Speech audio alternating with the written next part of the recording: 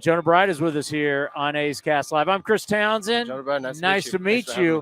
Talking about the Warriors having a hell of a ride in Boston. How about yourself making your debut? Saw the family there and friends. What was that like? Yeah, it was definitely a really special moment for me. Something I've always dreamed about, and to do it in Fenway, it makes it even more special. And to have my family and my best friends there, it was awesome. So when you roll out there and you're in the lineup, just put the mic a bit close. So when you roll out there and you're just tell us what the feeling was like. That man, not only it's a historic Fenway Park, but your dreams. You've had this dream since you were a kid, and you're playing in the big leagues. What was going through your mind?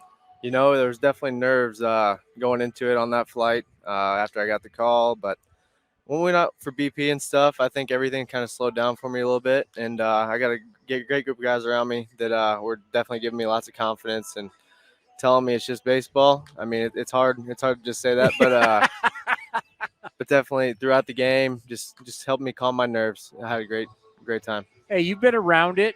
It's not a shocker. Yeah. I mean, you're a 23rd round pick. 23rd round picks normally don't get that. Yeah. And I bet when you signed, you didn't think, you were like, hey, I'm done with school. I want to keep playing, see how long.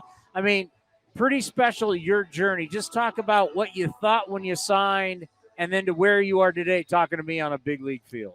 You know, I mean, when I got signed, it was as a senior sign. Yeah, I mean, I wanted opportunity at that point, but growing up and stuff, just always feeling like I was overlooked, someone telling you can't do something, just makes it that more special. Just getting that opportunity, and just everywhere I go, I want to continue to prove people wrong, and so it's special to be here in Oakland, and I want to do anything I can to help this team win.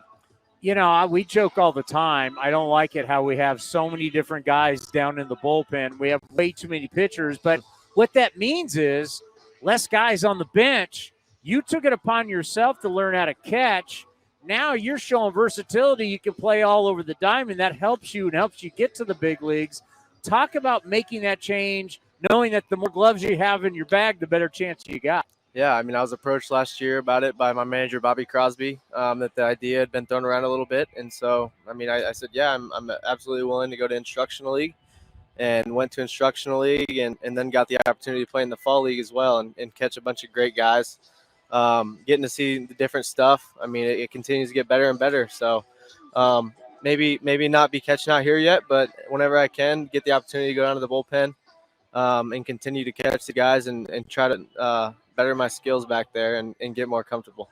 How much catching had you done before that? Yeah, I've never been a catcher. I think when I was 8 or 9 years old, there was one guy that was throwing hard, so I'd just go back there and catch him. But that was more of just like rec ball and everyone just out there having a good time. Dude, that's crazy that in pro ball, I'm going to learn how to catch. In pro ball, so that just doesn't happen.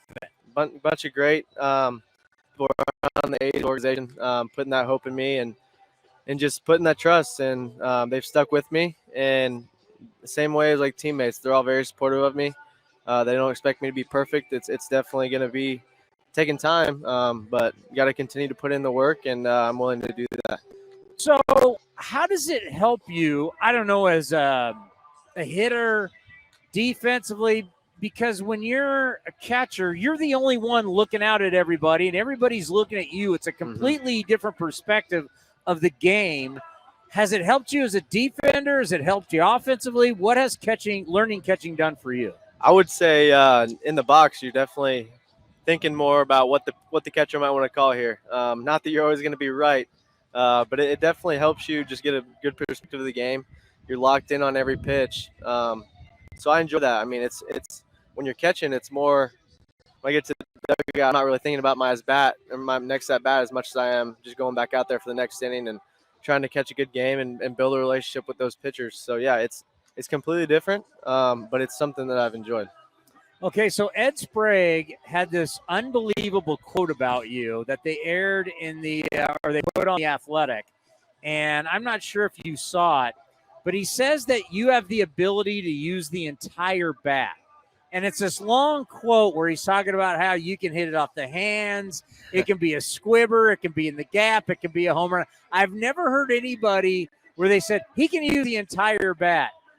What does that mean for you? Yeah, I hadn't seen that actually. I mean, I just try to pride myself on going up there and taking a good at bat.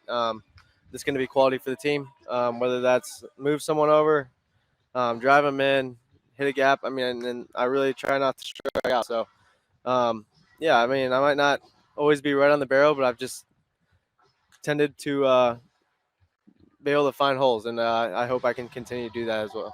Well, and just watching you hit, being able to make contact is a big deal these days. It's hard to believe we're even talking about that, but Yeah.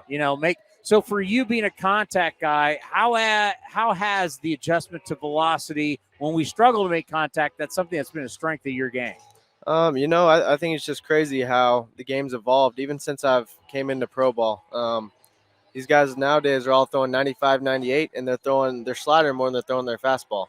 And so that makes it much more difficult. But yeah, I mean, when you get a fastball, I mean, that's definitely the one that I want to try to get out there and get a hold of.